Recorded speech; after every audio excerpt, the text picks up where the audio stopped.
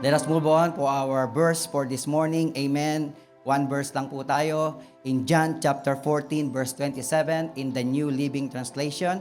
Amen. And as we read God's word, amen, let it read it with understanding. Amen. So, let's go. 3, 2, 1, go. Peace of mind and heart. And the peace I give you is a gift the world cannot give.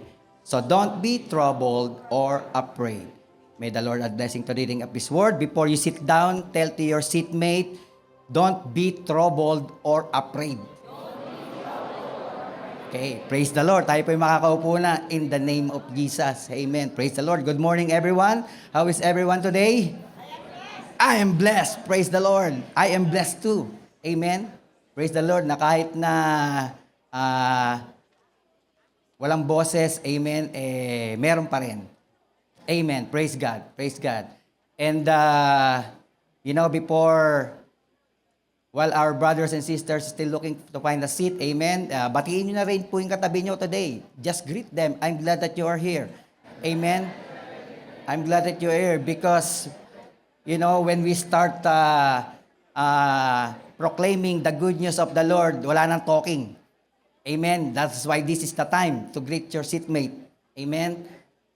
Praise the Lord. I'm blessed that you're here. Meron pa po bang mga space? Amen. In the front. Meron pa po rin isa rito sa front. Amen. To my left. Praise God. Praise God. Amen. And today is the second Sunday of January. Amen. Time flies again. Amen. We don't know what happened to the first week.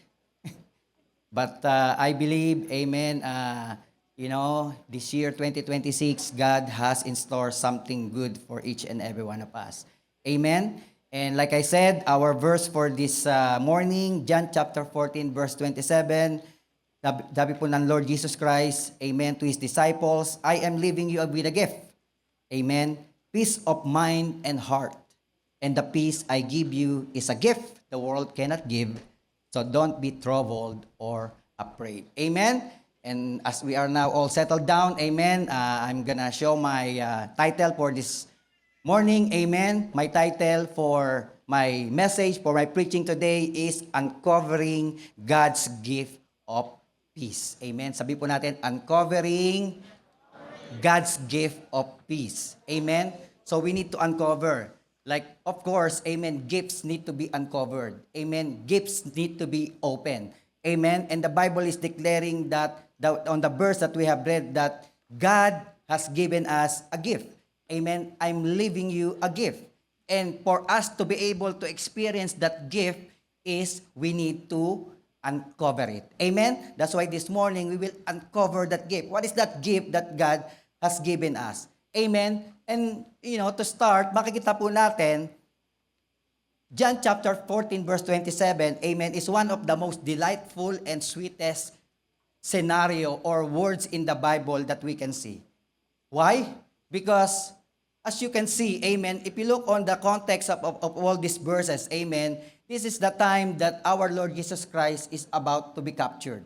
Amen. Just few hours, amen, He will be captured, He will be tortured, He will be crucified, He will die, amen. And yet, makikita po natin, in John chapter 14, we can see in there that while of all these things, God knows that it will happen to His life, amen, He was concerned about the comfort of His disciples. Amen. Pag binuksan nyo nga po yung Bible nyo, amen, in John chapter 14, nakalagay dun sa title, Jesus comfort His disciples. Amen? So that is concern. Amen. Come to think of it. Jesus Christ is about to be tortured to death. Amen? With one of the most, horrific means of cruelty ever created in the mankind. And yet, His concern was to strengthen His followers. Amen? And if you are in Jesus' feet, and if you are in Jesus' spot, amen, that you know that you will be suffering, you will be killed tomorrow, amen, do you think you have time pouring out your concerns to other people? Diba? I guess not. I guess not. Amen. But here in our verse, makikita po natin, Jesus left His disciples a unique gift. And what is that? Peace. Amen. Sabi po natin ulit, peace. Amen. In spite and despite of all these things that's gonna happen to Him, and yet, He left His disciples a unique gift, which is peace. Amen. It's a simple word, but it's sustained.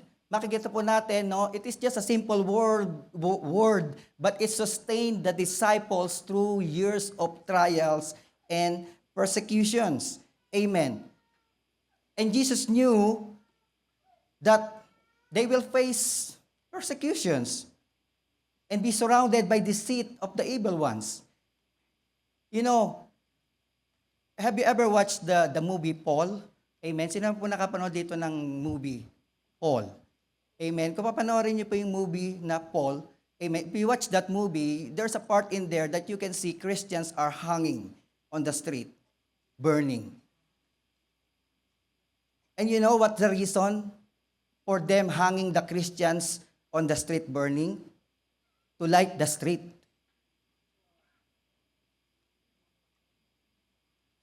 That's how terrible the life of every Christians, the early Christians. That's how much persecutions, that's how much turmoil, that's how much difficulties that they are experiencing before. And if you compare those kind of things right now, parang siguro, no, kung titingnan natin, wala pa sa kalingkingan yung mga na-experience natin. Right? It's nothing. Sometimes our problem is, you know, we don't have anything to eat. What are others our problem? You have nothing to wear, and yet your closet is too much, full of clothes. You have nothing to, you know, you have nothing to eat, but and yet your fridge has so many things in there, you just don't want to eat pangat. Or, you know, you don't have anything to cook, and yet when you open your pantry, there's so much expired stuff in there. You keep on buying stuff, you know, 3 for 1, 5 for 1, and yet you don't use it. And then it gets expired. Amen. Kaya nga po, you know, this special gift has allowed Christians to survive those chaotic days. Just imagine those chaotic days. And I believe, you know, even nowadays, since the beginning of time, humanity craved for peace. Would you agree with me? Peace of mind, peace of heart, peace among others, peace among nations, peace among families, peace among husband and wife, peace among parents and children, peace among siblings, peace in the church. Nasa church na nga, nag-aaway pa. Saan pa? Right? Imagine, it's already in the church and yet you don't have peace. How much more outside? How much more in your family? How much more out there? We're supposed to be in the church, there is peace, right? That's why peace was craved for humanity since the beginning of time. Amen. And if you watch the news around, you know, if you just look around you, watch the news, amen, you know what I'm talking about. And today, I don't know what they are experiencing. What situations you have that is bothering you. What level of difficulties you are experiencing today that gives you trouble during the day and trouble during the night, sleepless nights. Amen? What are those things that troubles you? Is it your health? Is it your papers? Your ELMIA, your work permit, your status in Canada? What are the things that worries you? Is it your relationship? Is it your parents? Is it your children? Is it your spouse? Is it your workplace? Is it your school? Anything. There's so much thing. Amen? There's so much thing that could give us trouble. in a day. Amen? But whatever it is, we declare kanina, God is the same yesterday, today, and forever. Amen? The God who gave peace to the disciples to overcome, to stand firm, to become victorious with all those chaotic days that they have in their life. Amen? God is offering you the same special gift. Amen? The gift of peace. And I believe the choice is yours. Amen? Tell it to your seatmate, the choice is yours. And my question to you, do you want it or not? I want it. I want peace in my life. Amen? Kaya nga po, the choice is yours. Now, let me give you some illustration. Amen? Imagine someone walking up with you with carrying two large of plates. Amen? And one plate called good health, di basa dun. And the second plate called bad health. Then the person asks you, what would you choose? Siguro, in 1 millisecond, you already have decided what will you choose, right? And what is that? Good health, of course. Who wants bad health? No one. Everyone good health. It's so fast. Like, you know what you need, right? You need good health. And those who are at least in the right mind, they'll choose good health, for sure.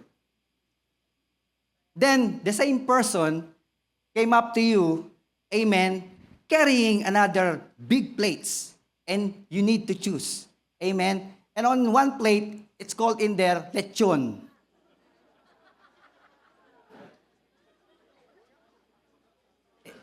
Naghahanap kasi ako ng plate with lechon, crispy pata, sisig, everything that's in there. I cannot find anything. That's why I just put lechon in there. But, you name it. You can have lechon, you can have crispy pata, you can have sisig, you can have pinapaitan.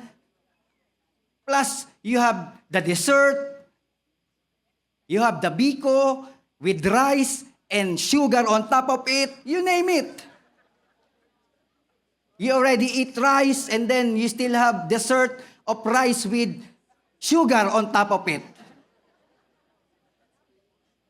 And then on the other hand, makikita po natin, amen, wow, it's a leafy greens. Si Brother Ted, ang taas ng ngiti. The other plate, well, lechon looks delicious, right? Do you agree with me? Who wants here doesn't want lechon? I don't think no one here wants lechon. Everyone wants lechon, especially crispy on the outside. Amen. But on the other hand, on the other plates, amen, is a leafy greens such as arugula, kale. Yun yung para kang kambing na I experienced that like few years ago, like 3 years ago, when I quit my rice and I start eating leafy greens. I'm eating arugula, spinach, and I keep on chewing and I can't swallow it. It's like for 10 minutes I'm chewing it and you cannot swallow it because it's hard. Trust me, that's why those people who have New Year's resolution that they will diet, it won't last because it's hard to chew it. Amen. And as you can see, this leafy greens is not as looks good as the lechon. Right? But which one will you choose? See? Lechon. Ang bilis. Wala pang 1 minute. Wala pang 1 second. Lechon kaagad. Amen? A lot of us will choose the tasty food with high cholesterol, with high sugar, with high of toxic ingredients, that will harm our body over the leafy greens. And you will end up like this.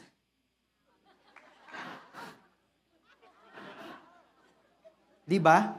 Ang saya-saya mong kumakain. And then sometimes you will reason out, sometimes lang naman, or minsan lang naman, or, just once in a while, or may gamot naman. Right? But think about it. Did you see the contrast of this? You want good health, and yet you choose the lechon. Does it make sense? Sometimes it's not, right? We want good health, but our actions choose something that leads to bad health. Amen? Kaya, doon nagkakaproblema. 2 more plates. Bigyan mo pa ako ng 2 more plates. Amen? Okay, another person come to you carrying 2 plates. Amen? One plate is called peace, and the other plate is fear. Which one would you choose? Of course, peace. Who wants fear here? No one. Right? And if the same person comes to you again holding another plates, amen, and one plate is full of money, and the other plate is Bible. Which one you would choose? Oh. You be honest to yourself. Bakit naman kayo nakidlat?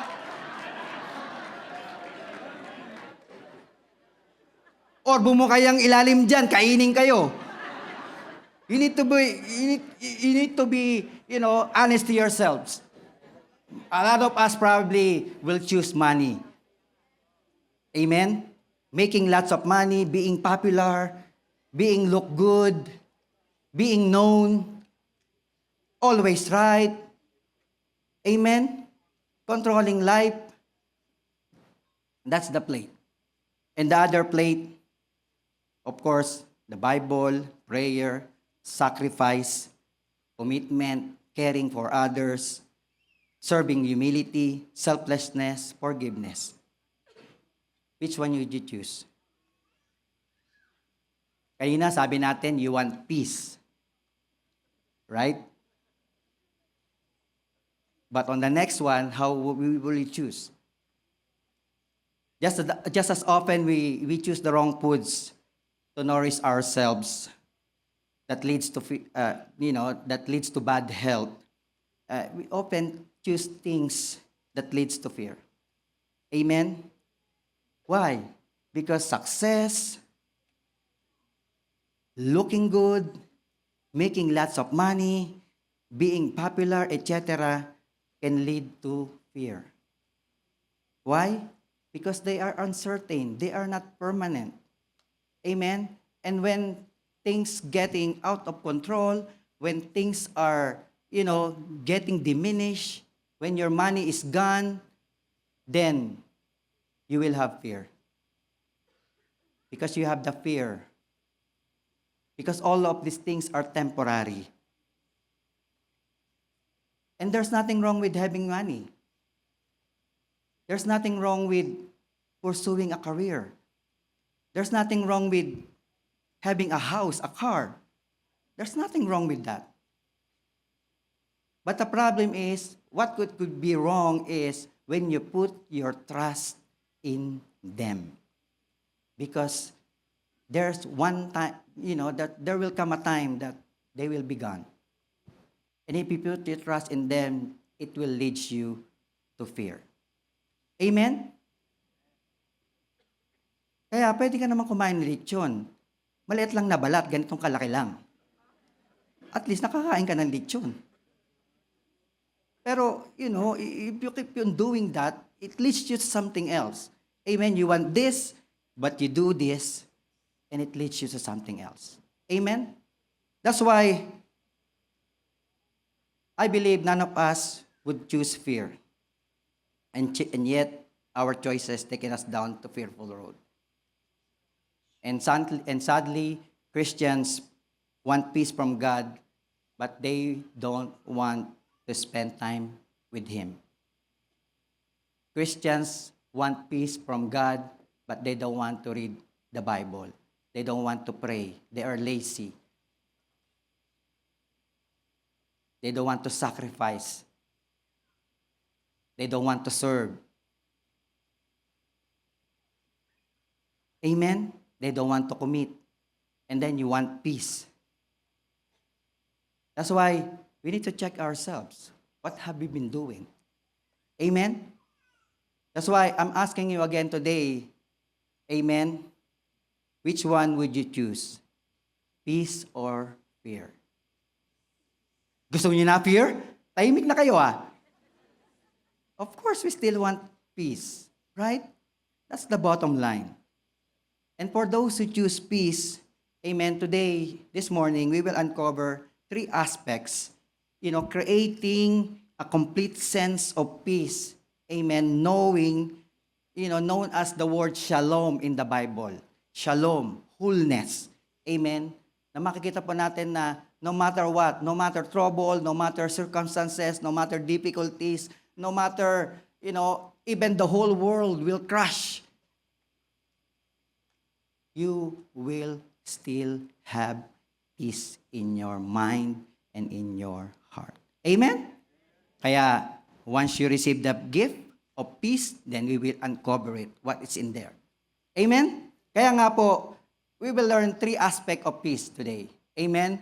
The first peace, when you choose peace, amen, you will have to choose peace with God that leads to spiritual peace. Amen? The first step that we need to do is we need to choose peace with God. Why? Makikita po natin, Romans chapter 5 verse 1, therefore, since we have been justified through faith, we have peace with God through our Lord Jesus Christ. Amen. Romans chapter 5 verse 1 saying that through our Lord Jesus Christ, we will have peace. Amen. And that's why we need the peace of God that leads to spiritual peace. Amen. And why do we need the peace of God? Why it is important for each and every one of us to have the peace with God? Amen. Because our natural man lacks peace. We all come to the world fighting against God. Whether we like it or not, amen, the Bible is declaring in Romans chapter 5 verse 10 that we are the enemy of God. Romans chapter 5 verse 10a, amen, that we are the enemies of God. We are God's enemies. I am God's enemies. Since I was born here on earth, amen, you are born here on earth, we are God's enemies.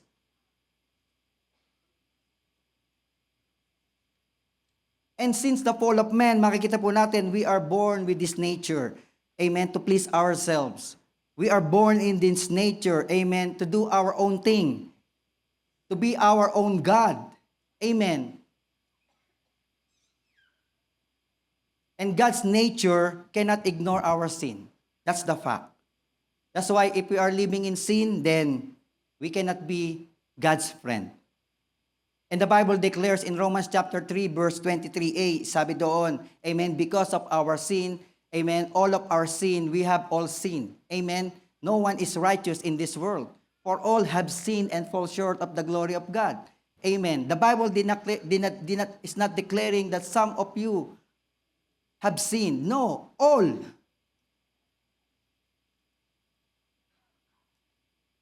We are all sinners. And because of that, makikita mo natin, sin demands punishment. Sabi po natin, punishment. Sin demands punishment. And what kind of punishment it is? Amen. The Bible declares in Romans chapter 6 verse 23, it says in there, for the wages of sin is death. So this is us. When we don't have the peace with God, then we are bound for punishment, eternal death. That's why it's very important, if you choose peace, then you need peace with God. Otherwise, if you want peace and yet you're still sinning, it's just something else. It's just like you want good health, but you choose the lechon. Or you want, peace and you choose the fame of this world. Right? Kaya nga po, amen, that's the problem. Amen? And we cannot create peace for ourselves. No matter, no matter how much money you have, you cannot create peace. It's only God who can give you peace. That's why even the most richest person in this world, you cannot buy peace.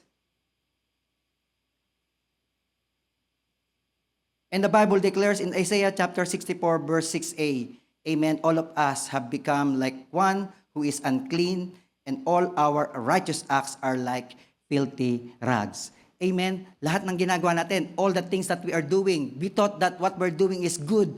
We thought that what we are doing is okay. And yet, in the sight of God, they are like filthy rags. Amen?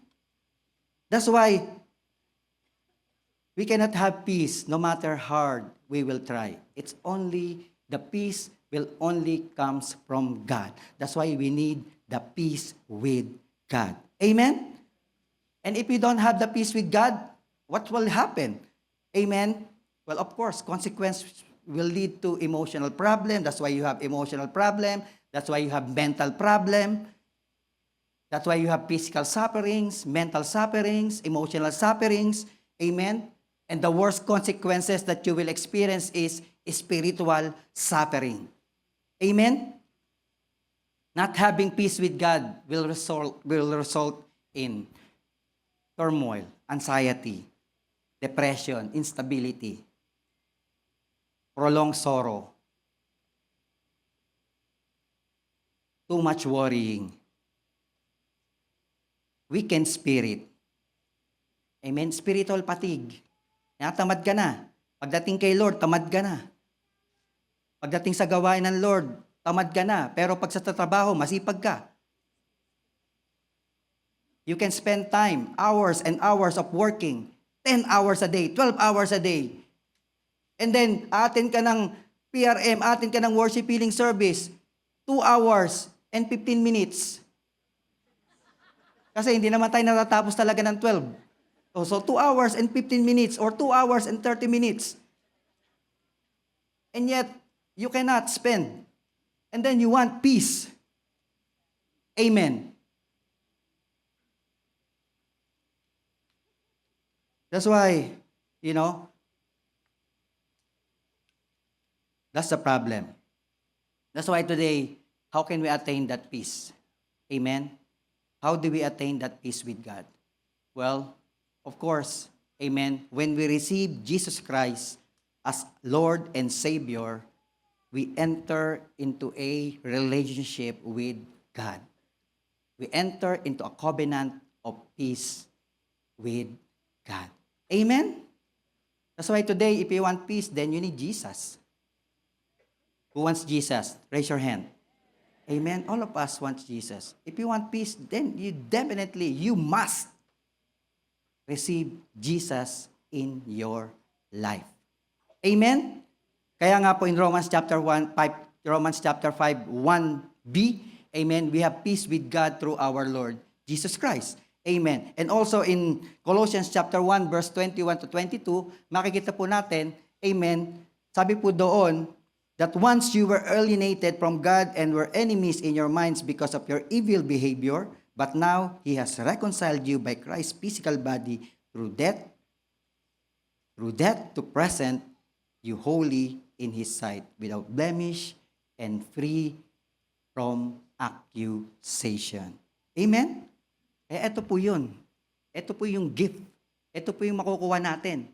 Amen? That when we have the peace of God, when we receive the Lord Jesus Christ as our Lord and personal Savior, we will receive peace with God.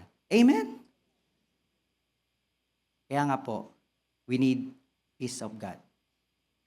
Secondly, when you choose peace, amen, you will have to choose the peace with oneself that leads to inner self. Sabi po natin, oneself. Amen. We need peace with oneself, meaning we need to peace to ourselves. We need to peace. We need to let the peace reign into ourselves, into our life. Amen. And the Bible declares in Philippians chapter 4, verse 7, and the peace of God, which transcends all understanding, will guard your hearts and your minds in Christ Jesus. Amen. So when you receive that peace, amen, peace in you, peace in yourself, peace in oneself, amen, that peace that comes from God will guard your hearts and your mind. So that's going to be your inner peace that is guarding your heart. When there's trouble coming in, where there's difficulties coming in, amen, that peace will guard your heart and your mind. So that will be your personal peace. It will help you.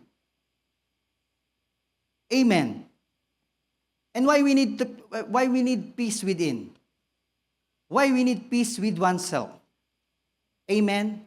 Because our mind and our heart, amen, is a problem. Why?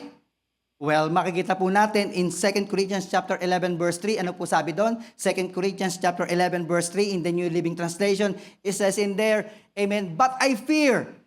Paul is saying, Paul is talking to the Corinthians and he is fearing. Amen. Sabi niya, but I fear that somehow your pure and undivided devotion to Christ will be corrupted. Alam ni Paul, amen, that there are times that our mind, our heart will be corrupted. Right? Because of the things of this world. Sometimes the problem, okay, you're looking for a job and you cannot find a job. 1 year na, 2 years na. What you gonna do? You'll do it on your own. You'll do sometimes illegal things. Amen? And now, once we do that, our mind and our hearts will become corrupted. And then what's gonna happen? Amen. We will fall back into sin. It's the same thing that happens, amen, to Eve. Because our mind is a battleground. Satan wants our mind. Amen. The moment you wake up, Satan puts something in our mind. It is a battleground. Do I go to church? Do I go to NOP? Do I go to PRM? Do I go to Bible study? Do I read my Bible? Do I pray? Your mind is the battleground. Just like Eve. Amen. She was deceived by the cunning ways. Amen. Balik nga po tayo sa 2 Corinthians 11:3. Amen. She was deceived by the cunning of the serpent. Amen. You know the serpent in the Bible, right? In the Garden of Eden. That is Satan. And Satan wants our mind. He put things, yung papers mo, wala na mangyayari dyan. Kailangan mo nang gumawa ng paraan dyan. Di ba? Ngayon, yung mga promises ng Lord sa buhay mo, you have received every Sunday, every PRM, the things that you have received in your life, nawawala na. Why? Napapalitan na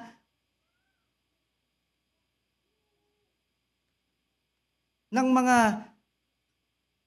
binibigay sa atin ni Satan. Amen. It's a battleground. That's why we need to guard our mind. We need the inner peace. We need peace for ourselves. Amen? And not only our mind, our heart, because Jeremiah chapter 17 verse 9, sabi doon, Jeremiah chapter 17 verse 9, amen, the heart is deceitful above all things and beyond cure. Amen? There's no cure to our heart. Whether we like it or not, our heart will be deceived. Will deceive us. That's why yung mga words na follow your heart, that's wrong. What if your heart deceived? Kaya yung mga naghahanap ng mga partner, follow your heart, that's wrong. Follow what God says. That's what you need to follow. Right?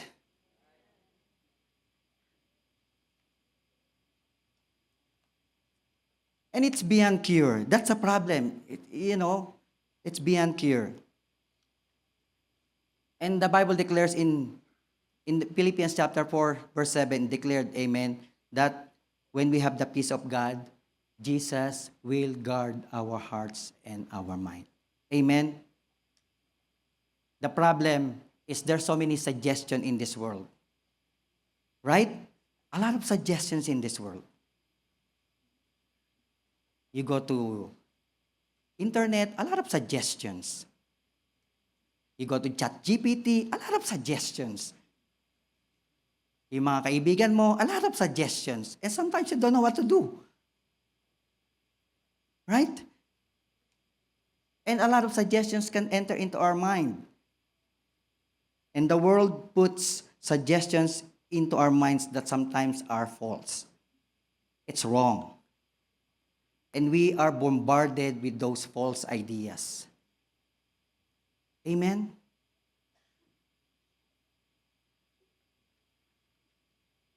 Even inside the church, even, people who call themselves Christians, they'll tell you, pagod ka na, just magpahinga ka na sa ministry.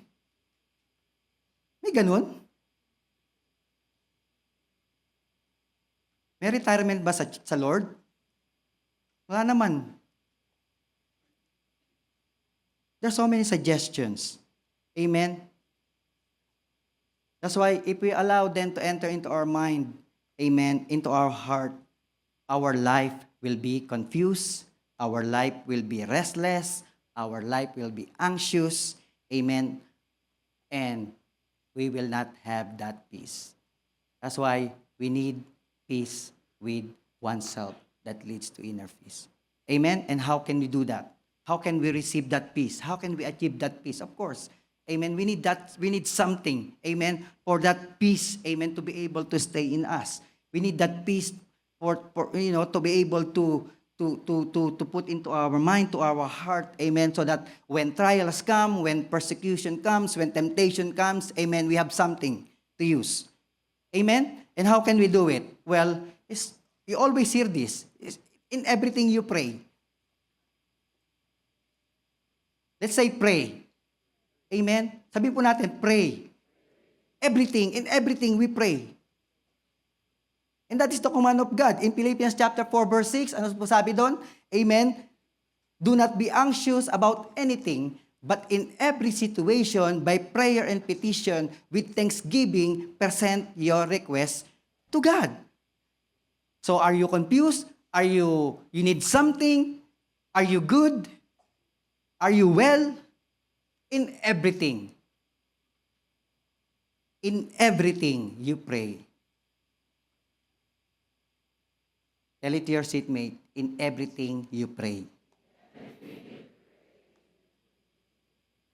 Hindi yung pagka malala na yung problema, tsaka ka magpe-pray. Hindi yung pagka hindi mo na alam gagawin mo, tsaka ka magpe-pray. You don't know what to do anymore, then that's the time you will pray. No, in everything you pray. Whether good or bad, a little bad, too bad, we pray. Amen? Simple lang naman. And all of us can pray. It's not hard to pray. But the Bible declares in every thing, in every situation, amen, we need to submit our request to God. Secondly, amen, how can we peace with God? How do we exercise peace with God? Peace with oneself. Amen, sorry. Makikita po natin, take control of your thoughts. You need to take control of your thoughts. That is your thoughts. You own your thoughts. You should be the one controlling your thoughts. Am I right? Who else gonna control your thoughts? Is it other people? Is it your friend? Is it the things of this world? Is it the TikTok that you are watching that will control your thoughts? It should be you controlling your thoughts. Amen? And the Bible declares in Philippians chapter 4 verse 8, ano po sabi doon? How can you control your thoughts? Sabi po doon, finally, brothers and sisters, Anong sabi ng Bible? Whatever is true, whatever is noble, whatever is right, whatever is pure, whatever is lovely, whatever is admirable, if anything is excellent or praiseworthy, think about such things. This is the things that you should control your mind, your thoughts. Amen. That's why when something comes up into your mind, is this noble? Is this true? Is this pure? Is this lovely? Is this the things that I'm thinking is admirable? If it's not, then don't think about it. Amen. Do you think suicide is so pure, noble, admirable? Do you think stealing is admirable? Do you think, doing the wrong things is admirable to God? And then sometimes we long for peace, and yet, amen, the things that we put into our thoughts, into our minds, are the problem. That's why we need to take control of our thoughts. Amen? I hope and I pray that beginning today, amen, we always pray and we control our own thoughts. Always tell yourself what the Bible says, what God is telling me. And we should think all. Philippians chapter 4 verse 8. Balik tayo dun sa Philippians chapter 4 verse 8. Amen. Is it true?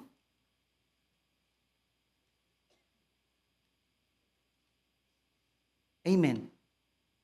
Hoy sis, alam mo ba? Tanong mo kaagad, is it true? Hindi yung, oo nga.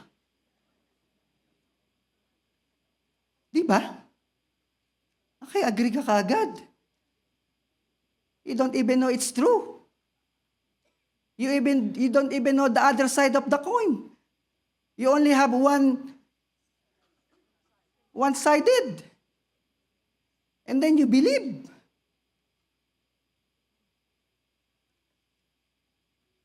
Amen. Control your thoughts. You have the power because that's your own thoughts. And you can only control your thoughts, amen, when you read your Bible, the promises of God, amen.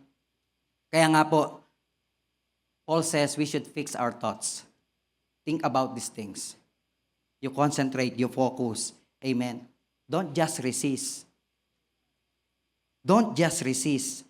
Replace it. Where something is coming in here, don't just resist. Replace it. Replace it. Change the channel. Sometimes nanonood ka, you're looking at your computer and then there's a pop-up coming out. And it's a sin. You're trying to resist it. You close your eyes. No. Don't resist it. Change it. Turn it off. Move away. Get out of there. Just like what Joseph did. Amen. When he was tempted by Mrs. Potiphar. Amen. Hindi niya, no. Hindi naman niya ginawa yun. Right? What he did? He ran away. Or he did not just close his eyes. No, don't do that. Don't do that, Bernard. Don't do that. Don't do that. Right? You run away. You don't just resist. You change. Refocus. This is not from God. Refocus. Rethink. Control your thoughts. You pray and you control your thoughts. That's you can have peace in yourself. Amen? My last point. Mabilis tayo ngayon . My last point. Amen? So peace with God. What do we need for peace of God? You need Jesus in your life. You need to accept Jesus as your Lord and personal Savior. That's the bottom line of it. Peace with oneself. Amen? You need to guard your heart, your mind. Why? What? How? By praying every time. By controlling your thoughts. Amen? Madali lang naman ito tandaan, di ba? Thirdly, Amen? We need peace with others that leads to relational peace. Amen? Sabihin po natin, tell it to yourself, peace with others. Tell it to your seatmate, peace be with you.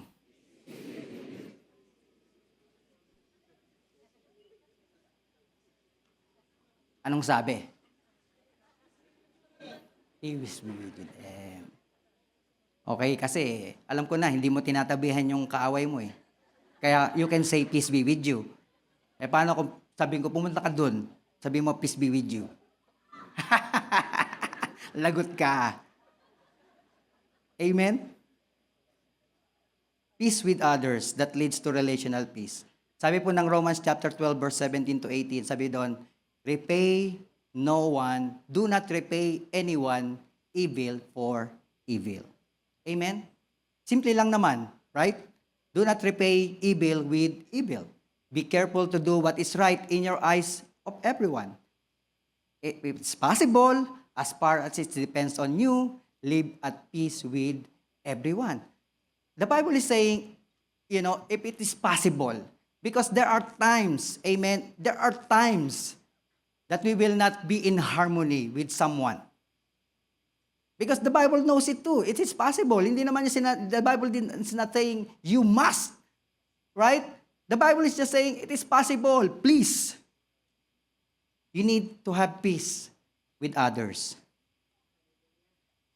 You need to live peace with all. Why? Why we need peace with others? Of course, first, no man is an island. Whether you like it or not, you will meet people. You will be with people. You will encounter people. And imagine, these people, pag tumayo ka rin sa stage na to, these people, amen, iba-iba yan. May Bisaya, may Ilocano, may Kapampangan, may Tagalog. May adobong patatas, adobong may sabaw, adobong tuyo, adobong pinirito, adobong may talong, adobong may spinach. They're all different. Right? And whether you like it or not, and someone offering you something, sometimes you don't like it, well, what you gonna do? Give it to others. Magugutom ka.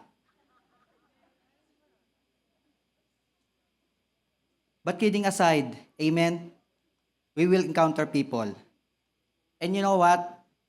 The problem is, we have the problem of retaliation. Sabihin po natin, tell it, retaliation.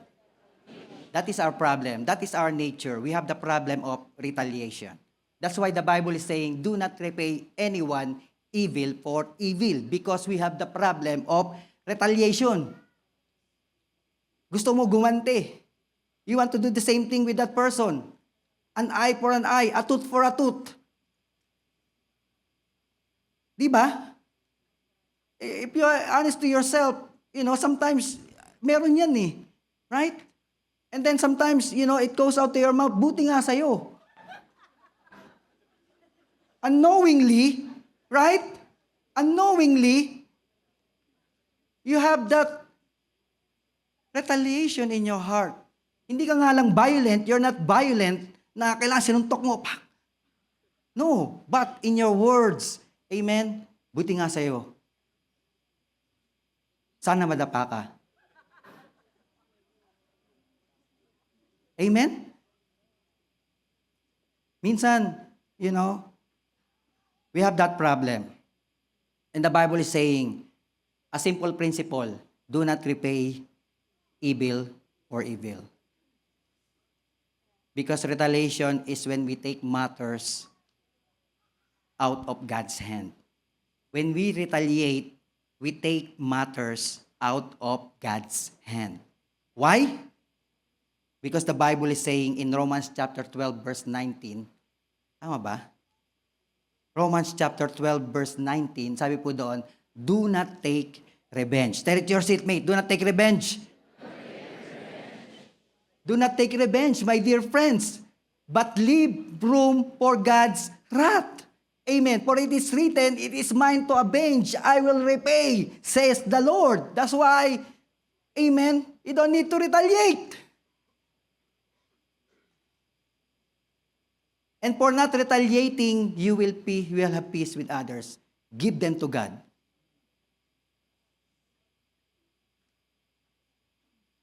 Leave room for God's wrath. Amen? Because retaliation will lead us into sin. Not only will lead us to sin, amen, it dangers other people. Just like the story about two drivers. Amen? This guy is driving in just an exact speed limit. And then the other guy behind him, naiinip. You know? And he was telling to himself, oh, this is so slow. Parang ako yun No. And then suddenly what he did, because he was fed up of waiting behind that car, he overtakes and then go back to the same lane in front of that car. And what he did, he lessened his speed 10 kilometers. Oo. Eh di bumagal. Ngayon, yung isa, nainis din. The one get mad because this guy is so slow. And then he take over, amen, and he went to the front again, and he make it slower. Imagine what will happen. Suddenly, they are racing like chicken on the road. Amen? They are driving recklessly because neither of them would let the matter go.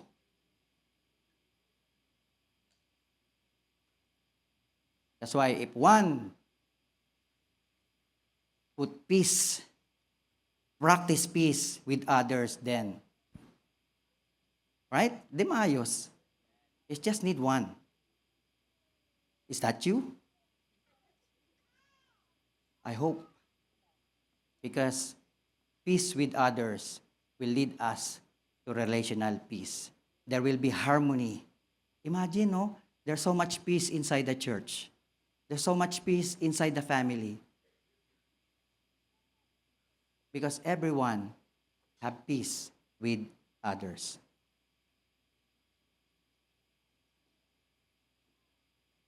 And how can we have peace with others? One verse lang po. Marami na tayong makukuha. Sabi po sa 1 Peter chapter 3 verse 8 to 9. Sabi doon. Amen. The Bible saying in 1 Peter chapter 3 verse 8 to 9. This is how can we pursue. Sabi po doon, finally, all of you. Okay. All of you. Hindi lang to for the pastors, for the leaders, for the workers, for the members, all of us, no exemption. Finally, all of you, be like-minded, sympathetic, love one another, be compassionate, and humble. Do not repay evil with evil or insult with insult. On the contrary, repay evil with blessing, because to this you were called so that you may inherit a blessing. See? When you don't retaliate, when you don't repay evil with evil, you will inherit a blessing. Nagkaroon ka na nga ng peace of mind, you have the peace in your heart, you have peace in your mind, and yet still you will inherit a blessing. That's why peace with others. Kaya minsan we think that, being violent, being angry with someone, retaliation, do you think, sometimes we ask ourselves, Lord, where's the answer to my prayer? Where's my blessing? And yet, may kaaway ka eh.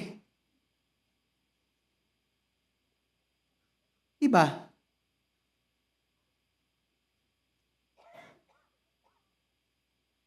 That's why,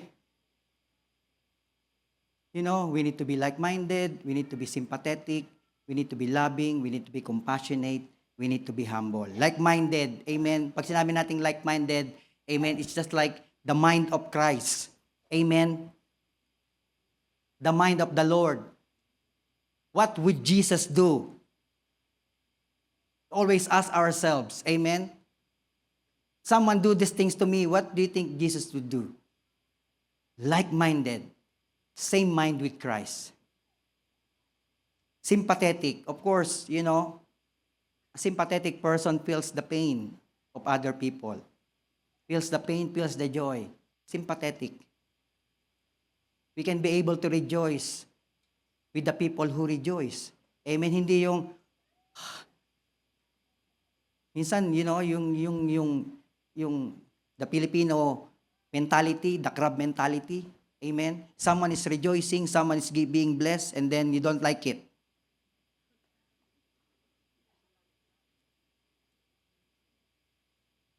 We need to be sympathetic. Weep with those who weep. Loving. Amen. Loving means caring. We need to love others because God loves us first. Compassionate. A compassionate person is a kind, tender-hearted, willing to forgive. Do not hold grudges against others. Amen? And humble. Humble, put another person's well-being. That's humility. Amen? Kaya nga po, those three things is very important. You want to choose peace, and then because if you want to choose peace, then we need peace with God, peace with oneself, and peace with others. Otherwise, if you choose peace and yet you do other things, you did not obey God's word or whatever God is saying to you, and then even though you choose peace, you will end up in fear. That's why when you are feeling fear, then you need to check your relationship with God, check yourself, and check your relationship with others. Amen? Kasi those are the things that will hold our blessings. And maybe because the answered prayer is still not coming yet, because you still need to fix something in your life. And you need to be sensitive about it. Amen? Kaya nga po as I end, wow. And my conclusion, amen, my prayer today that we have learned something. Amen? We have learned something. And this will help us, amen, that if we choose peace, truly the peace of God will be upon us. Nothing in this world, amen, can trouble us. Well, there will be trouble around us, but they cannot trouble you. Nothing in this world can worry us. Kaya nga po as I end, as we go back to the plates, where we started anyway, how do you know that you have chosen the plate of peace? Well, the only way you will know that you have chosen the plate of peace is when you start enjoying the gift. Let me say it again. When you start enjoying the gift, when it starts to show fruit, and it guarantees product. You're enjoying the fruit, the gift. You're enjoying it. It's showing fruit. It guarantees product. Why? Because, balik po tayo sa PowerPoint. On my conclusion. Conclusion na po ako. Gusto niyo pa ba mahabaan natin? Gusto niyo pa ng pang 4 point? Wala na eh. Yeah, conclusion. Why? Because peace with God is a gift. Amen? Peace of God is a gift. It is a gift. Romans chapter 5 verse 1, sabi po doon, always, amen. Therefore, being justified by faith, we have peace with God through our Lord Jesus Christ. Amen. It was given freely. It was given freely. So, you are enjoying it. So, if you're not enjoying God in your life, then we have problem with peace. If you are not enjoying, praying, if you're not enjoying reading the Word of God, if you are not enjoying serving God, if you're not enjoying commitment, if you're not enjoying, to see your brothers and sisters, your beautiful and handsome brothers and sisters, if you are not enjoying that, then you have problem. If you're not enjoying fellowshipping with your co-believers, then you have problem.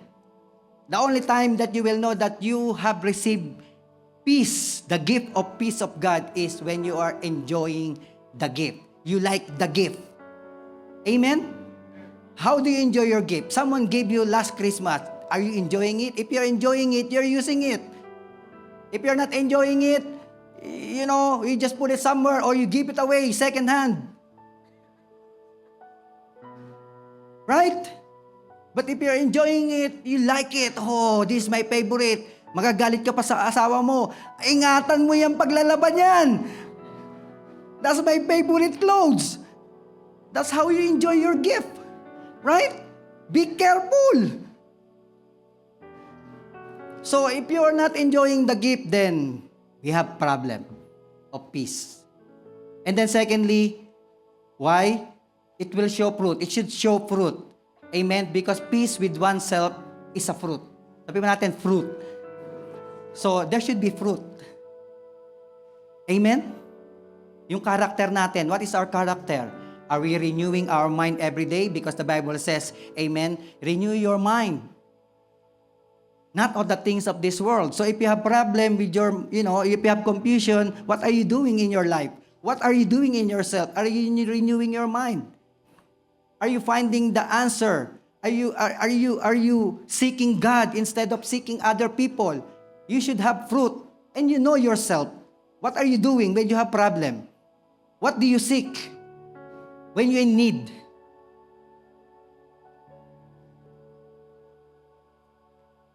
Amen. That's why you will know that you have the fruit. You have the peace when it shows fruit in your life. You transform. Someone did not smile on you today. What is the fruit? What is the peace, the fruit of peace that you should be doing when someone does not smile at you today? Don't smile too? Or you just smile? Right? That's the fruit. And you know yourself, wow,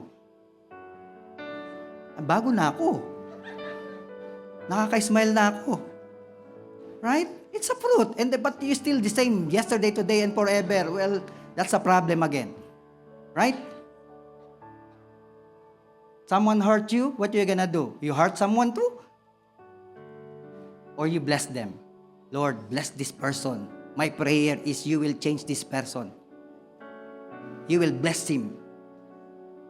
Maybe because he has a problem, that's why he's like that. Lord, make his problem go away. Or let him solve his problem. So, the next time I saw him, he's changed. That should be what they are doing. It's not, ito, wala nang pagbabago to. Right? Kaya minsan, malayo pa lang, ito. You need the fruit. Show your fruit. And lastly, peace with others is a product. Amen. Because the course of our action affects other people. When there's product. Hindi ko nabasa yung yung sa fruit. Kaya nga, yung Galatians chapter 5 verse 22, the fruit of the Spirit is love, joy, peace. Amen. So you have the fruit of the Spirit. And then, the peace with others is a product. Matthew chapter 5 verse 9. Amen. Matthew chapter 5 verse 9. Blessed are the peacemakers. for they will be called children of God. Amen? You want to be called yourself children of God? And then you need to be peacemaker. Hindi yung troublemaker ka. Noon yun. That's long time ago when you don't know Jesus Christ as your Lord and personal Savior. When you keep on drinking, when you are living in the street, that's are you, troublemaker. When you live in, in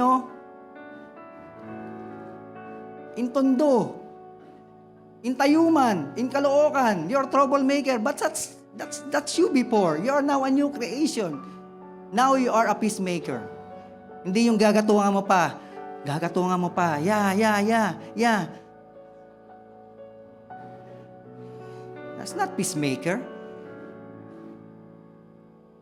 So, there should be a product. And then you have living in harmony with the people around you.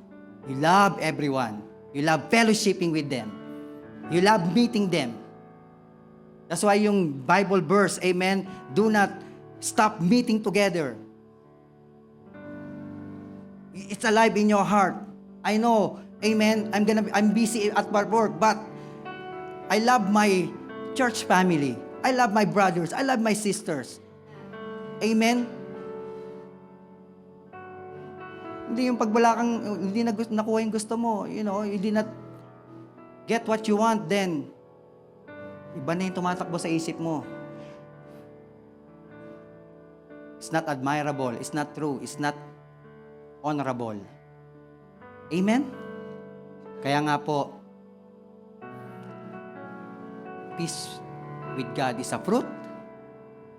Peace with oneself. No, peace with God is a gift.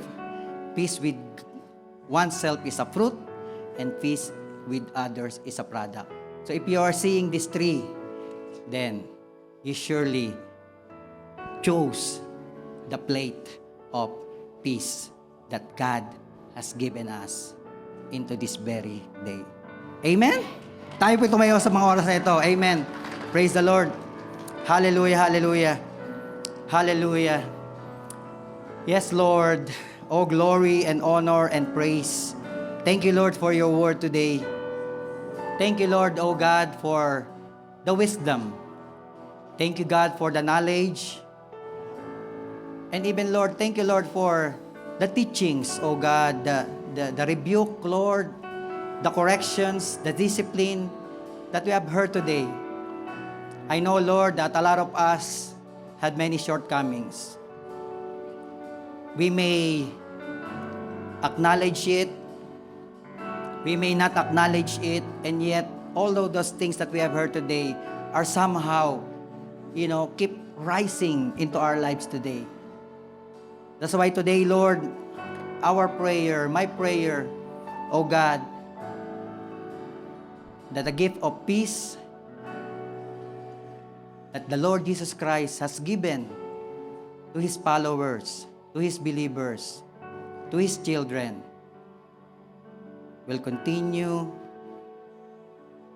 to live in their lives today. And as we continue to bow down our heads and close our eyes, I know, maybe some of us still doesn't have peace with God. Today is the best time to do it. That's why today, allow me to lead you in this simple prayer so that we can have peace with God. The Bible declares in Romans chapter 5, Romans 10 verse 9, that if we confess with our mouth Jesus is Lord and believe into our heart that God raised Him from the dead, we will be saved. And the Bible declares in Romans chapter 6 verse 23, amen, for the wages of sin is death, but the gift of God is eternal life through Christ Jesus our Lord. That's why today, if you choose peace, follow me with this simple prayer. And I want you to confess it with your heart. Don't say it into your mind. You need to say it with your mouth. As the Bible declares in Romans chapter 10 verse 9, you declare it with your mouth, not you declare it with your mind. It is in your mouth. Amen. Because from your mouth, that is where you believe. That's why today, let us pray, Lord Jesus, Lord Jesus, I acknowledge I acknowledge that I am a sinner. that I am a sinner. I have many shortcomings. I have many shortcomings. I have many sins that I have committed. I have many sins that I have committed. Sin of omission. Sin of omission. Sin of commission. Sin of commission. Sin that I inherited. Sin that I have inherited. Lord Jesus, Lord Jesus, forgive me of all my sin, Lord. forgive me for all of my sins. I confess it I confess with it all of my heart. with all of my heart. And today, Lord, And today, Lord, I accept you I accept you as my Lord and personal Savior. as my Lord and personal Savior. Come into my heart. Come into my heart. Live in my heart. Live in my heart. Be my Lord. Be my Lord. Be the Master Be the Master and the Savior of my and life. the Savior of my life. And help me, Lord, And help me, Lord, to live a life to live a life that is pleasing unto you. that is pleasing unto In you. Jesus' name. In Jesus' name. Amen. Amen. Praise the Lord. Let us sing one song to the Lord. Hallelujah. Hallelujah. Hallelujah. Father of life, draw me closer. Lord, my heart is Set on you. Let me run the race of time with your life unfolding mine, and let the peace of God let it reign. Oh, Holy Spirit, you're my comfort. Strengthen me, hold my head up high, and I stand upon your truth. Bring glory unto you, and let the peace of God let it reign. Lord, I hunger. Lord, I hunger for more of you. Rise up within me, let me know your truth. Oh, Holy Spirit, saturate my soul, and let the life of God fill me now. Let your healing power lead life and make me whole, and let the peace of God let it reign. Oh Lord, I hunger for more of you. Oh Lord, I hunger for more of you. Rise up within me, let me know your truth. Holy Spirit, saturate my soul, and let the life of God fill me now. Let your healing power bring life and make me whole, and let the peace of God let it reign. Before we continue to sing a song to the Lord, if are you looking for peace today,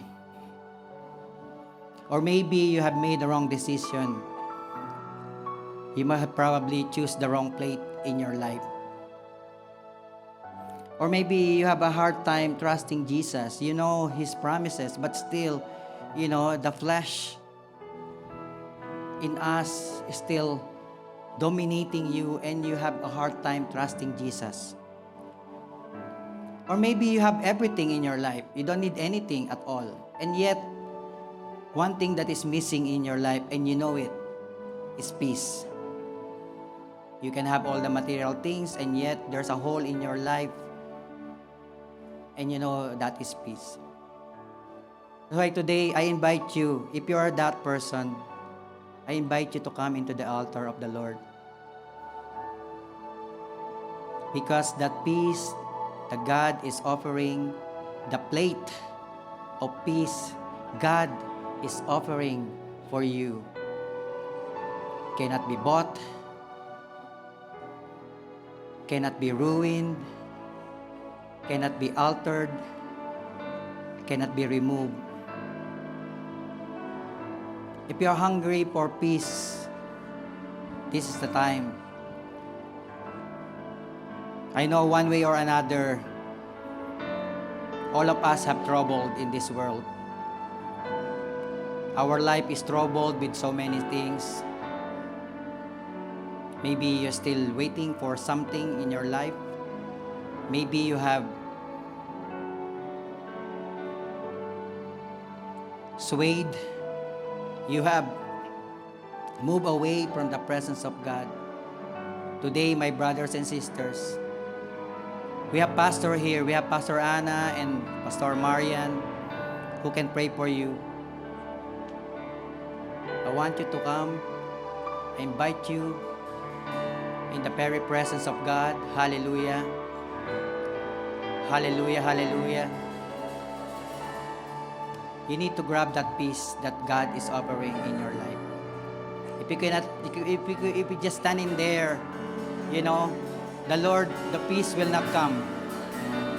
It's already been done. The peace is already been done. It's waiting for you to grab on it. But if you have that stubborn heart, you know, pride, I don't need peace. I know I can do it. Well, you're wrong. It's only God who can give that peace in your life. That's why make the right decision today. Make the good choice today. And I know God will certainly answer your prayer today. Hallelujah. Lord, I come to you. Let my heart be changed, renewed, flowing from the grace that I found in you.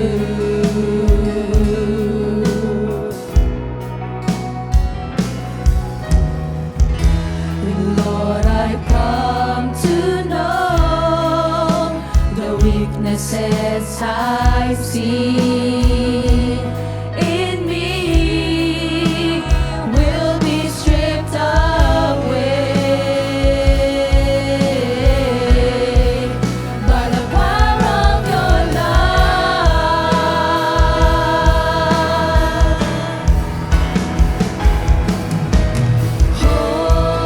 Hold me close, let your love surround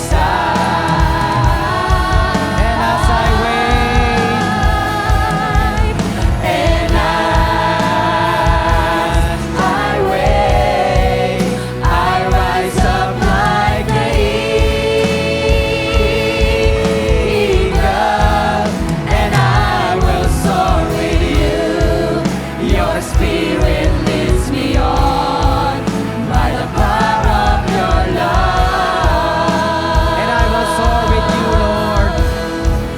And I will soar with you. Your spirit leads me on by the power of your love. And I will soar with you. Your spirit leads me on by the power of your love. Hallelujah, Lord. Maraming salamat po for the peace, for the gift of peace. Lord, for your children who are longing for peace, O God, those who are need peace in their hearts, in their mind, in their life, O God. I know, O God, that they are now equipped, O Lord. All they need to do is just use it. That's why today, Lord, my prayer for each and every one of them, O God, that they will continue to live victoriously in their life. They will not let the devil, they will not this world control them.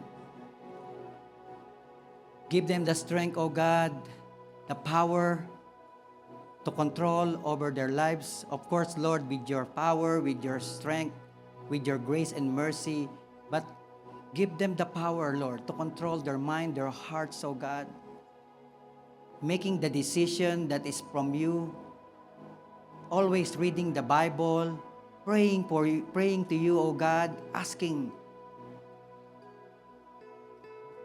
And I pray, O Lord, hallelujah, that the words that has been spoken in this place, O God, will continue to alive in our hearts today.